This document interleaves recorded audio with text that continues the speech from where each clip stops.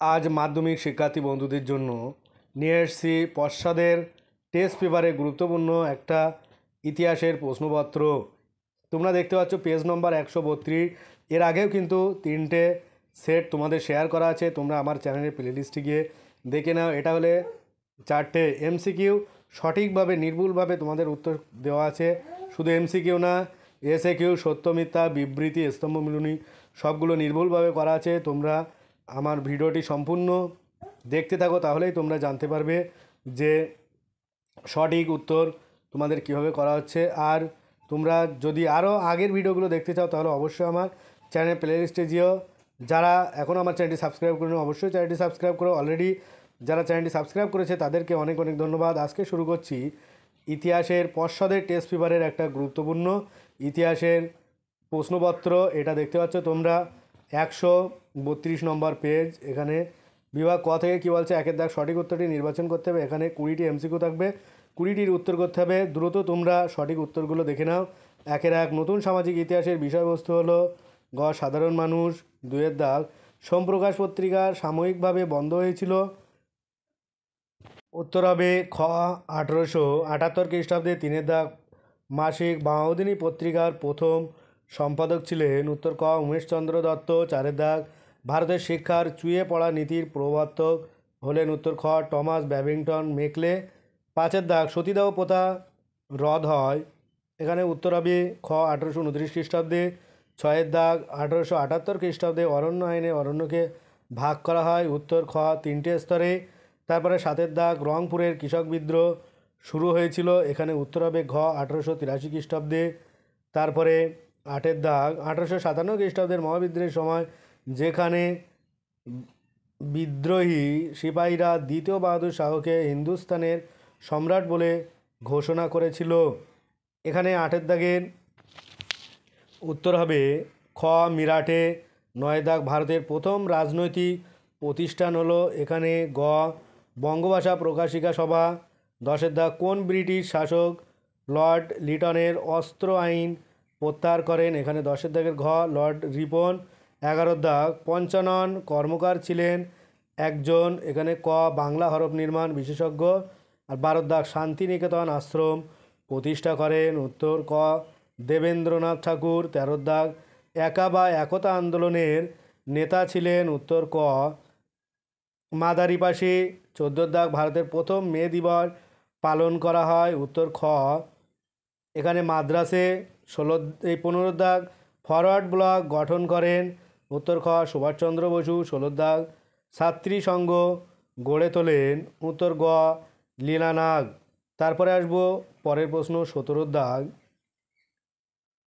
Carlyle circular জারি হয়। উত্তর ক 1905 খ্রিস্টাব্দে 10 অক্টোবর। 18-এর দাগ নমশুদ্ধ আন্দোলনের জনক বলা হয়। উত্তর ঘ এখানে দেখতে পাচ্ছ তোমরা গুরুচাঁদ ঠাকুরকে। তারপরে আসবো 19-এর দাগ দেশীয় রাজ্য ছিল না। এখানে ক মুম্বাই। 20-এর দাগ রাজ্য পুনর্গঠন কমিশন তাদের রিপোর্ট পেশ করে। উত্তর হবে গ 1955 খ্রিস্টাব্দে।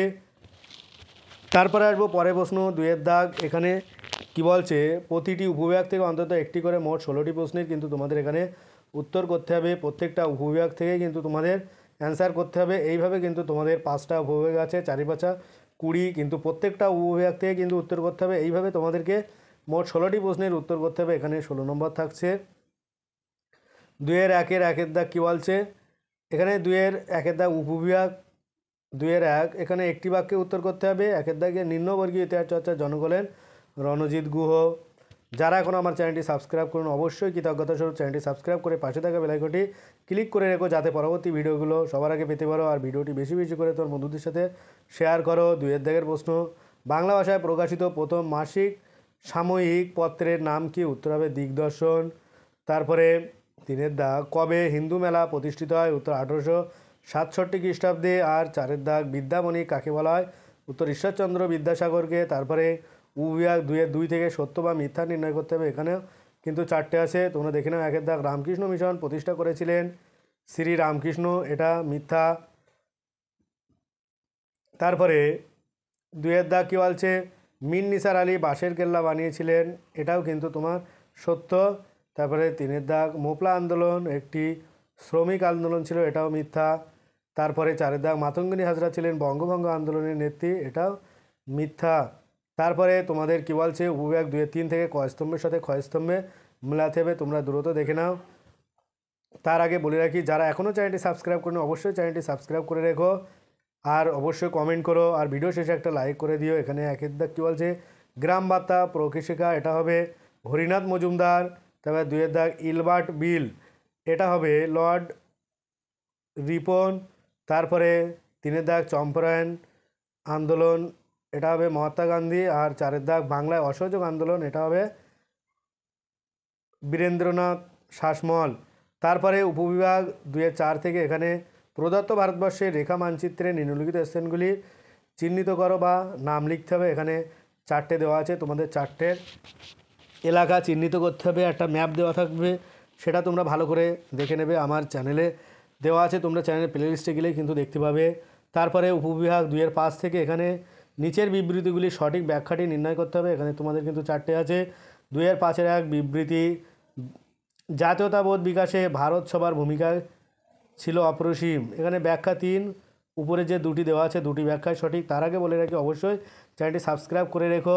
এরপরে কিন্তু তোমাদের পর্ষদের টেস্ট পেপার থেকে 2 নম্বরের যে প্রশ্নগুলো থাকে এরকম ধরনের কিছু প্রশ্নের ইম্পর্টেন্ট প্রশ্নের কিন্তু তোমাদের একটা ভিডিও করে দেওয়া প্রশ্ন উত্তর সমেত, তাই সেগুলো পেতে অবশ্যই আমার চ্যানেলের সঙ্গে থাকো, আমার চ্যানেলটিকে সাপোর্ট করো, আর অবশ্যই সাবস্ক্রাইব করে পাশে থাকা বেল আইকনটি ক্লিক করে রেখো। 2 দাগ বিবৃতি কী বলছে, হিন্দু মেলাকে চৈত্র মেলা বলা হয়। এখানে ব্যাখ্যা 2, চৈত্র মাসে হিন্দু মেলা প্রতিষ্ঠিত হয়েছিল তাই। তারপরে বিবৃতি 3, ভারত ছাড়ো আন্দোলনে তাম্রলিপ্ত জাতীয় সরকার প্রতিষ্ঠিত হয়েছিল। এখানে ব্যাখ্যা 2, মেদিনীপুরের মানুষদের ঐক্যবদ্ধ করতে।